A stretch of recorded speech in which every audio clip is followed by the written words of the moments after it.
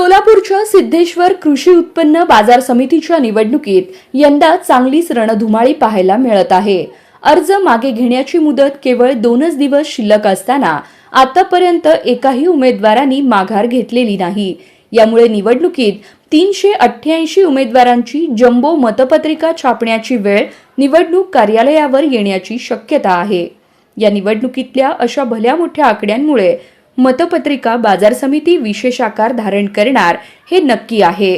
निवडणूक निर्णय अधिकारी किरण गायकवाड यांची आणि त्यांच्या टीमची चांगलीच कसोटी लागणार आहे। या निवडणुकीत अजूनही कोणत्याही पक्षाने अधिकृत पॅनल जाहीर केलेलं नाही, त्यामुळे कोण कोणाच्या गोटात आहे हेच गुलदस्त्यात आहे।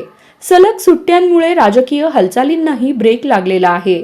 आता मंगळवार आणि बुधवार हे 2च दिवस निवडणूक प्रक्रियेसाठी उरले आहेत। या 2 दिवसात कौन बनेगा बाजार समिती सदस्याचा खेळ रंगणार आहे। पण उमेदवारांची माघार झाली नाही तर हा खेळ चक्क जनरल नॉलेज टेस्ट सारखा गुंतागुंतीचा होणार आहे। जर कुणी माघार घेतलीच नाही तर मतपत्रिकेचा आकार इतका मोठा असणार की मतदारांनी घड्याळ, कमळ, हात, घुबड, कुत्रा, गदा अशी चिन्ह शोधताना चांगलीच तारांबळ उडणार आहे। 17 एप्रिल रोजी चिन्हांचं वाटप होणार असून त्या दिवशी निवडणूक कार्यालयात खऱ्या अर्थाने बाजार समितीचा बाजार भरलेला दिसणार आहे।